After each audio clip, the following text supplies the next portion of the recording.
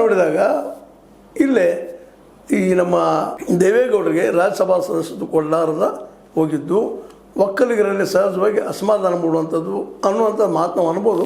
But ಎಷ್ಟರ ಮಟ್ಟಿಗೆ ಒಕ್ಕಲಿಗರ ಮತಗಳನ್ನು ಇವತ್ತು ಸೆಳಿಬಲ್ಲರು ಇವರು ದೇವೇಗೌಡರು ಮತ್ತು HDK ಅನ್ನೋದು ಸಹಿತ ಇವತ್ತು ಒಂದು ಪ್ರಶ್ನೆ ಅದು.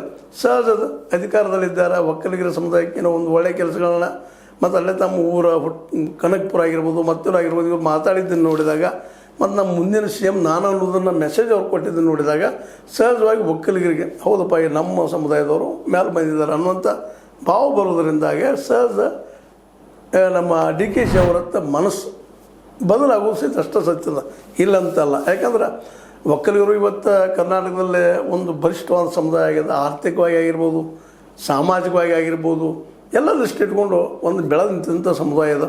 ಅದರಲ್ಲೂ ಹಳೆ ಮೈಸೂರಿನಲ್ಲೇ ತಮ್ಮ ಪ್ರಭಾವಿ ಒಂದು ಏನಪ್ಪ ಅಂತಂದ್ರೆ ಏನು ತಮ್ಮ ಡಾಮಿನೆನ್ಸ್ ಇಟ್ಕೊಂಬಂಥದ್ದು. ಹೀಗಾಗಿ ಇವತ್ತು ಒಕ್ಕಲಿ ಸಮುದಾಯದ ಸಪೋರ್ಟ್ ಏನದಪ್ಪ ಅಂತಂದ್ರೆ ಯಾವುದೇ ಪಕ್ಷಕ್ಕಾದರೂ ಅಷ್ಟು ಅನಿವಾರ್ಯ ಇದೆ. ಈ ದಿಶೆಯಲ್ಲಿ ಇವತ್ತು DKC ಅವರನ್ನು CM ಮಾಡೋ ಮೂಲಕ ಸಹಜವಾಗಿ ಆ ಮತಗಳನ್ನು ನಮ್ಮ ಮತ ಸೆಳೆಯಲ್ಲಿ ಯಶಸ್ವಿಯಾಗಿದ್ದಾರೆ. ಇದೇ ಕಾರಣಕ್ಕೆ ಇವತ್ತು BJP ಬಿಟ್ಟದೇನೋ ಅನ್ನೋಂಥ ಚರ್ಚೆಗಳು ನಡೀತಾ ಇದ್ದಾವೆ. ಅದೇನೋ ಆಗಲಿ ಗೌಡ್ರಂತ ಸ್ವಲ್ಪ ಬಿಟ್ಟು ಕೊಡುವಂಥವ್ರಲ್ಲ. ಅವರೇನೋ ಇವತ್ತು ರಾಜ್ಯಸಭೆಗೆ ಹೋಗದೆ ಇದ್ದರೂ ಸಹಿತ ತಮ್ಮ ಏರಿಯಾದಲ್ಲೇ ಒಂದು ವೇಳೆ BJP ಜೊತೆಗೆ ಹೊಂದಾಣಿಕೆ ಮಾಡ್ತಾರೋ ಇಲ್ಲೋ ಅವ್ರಿಗೂ ಅಷ್ಟೇ ಕಷ್ಟ ಅದ BJPಯನ್ನು ಬಿಟ್ಟುಕೊಡೋದು. ಯಾಕಂದ್ರೆ ಸಹಜದ ಒಂದು ಪಾರ್ಟಿ ಕಟ್ಟಿ ಇಲೆಕ್ಷನ್ ಮಾಡುವಂಥದ್ದು.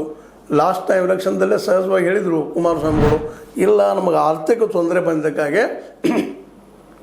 ಇನ್ನೊಂದಿಷ್ಟು ಗೆಲ್ಲುವ ಕ್ಷೇತ್ರಗಳನ್ನು ಕಳೆದುಕೊಂಡಿವಿ ಅನ್ನುವಂಥ ಮಾತನ್ನು ಇವತ್ತೆಲ್ಲನೂ ದುಡ್ಡಿನ ಮೇಲೆ ಅಳಿಯುವಂಥ, ದುಡ್ಡಿನ ಮೇಲೆ ನೋಡುವಂಥ ವ್ಯವಸ್ಥೆ ಬಂದದ ಅನ್ನೋದು ಎಲ್ಲರಿಗೂ ಗೊತ್ತಿರುವಂಥ ವಿಷಯ. ಅದಕ್ಕಾಗಿ ಏನು ಮಾಡ್ಬೋದು ಮುಂದಿನ ಹೆಜ್ಜೆ ದೇವೇಗೌಡರು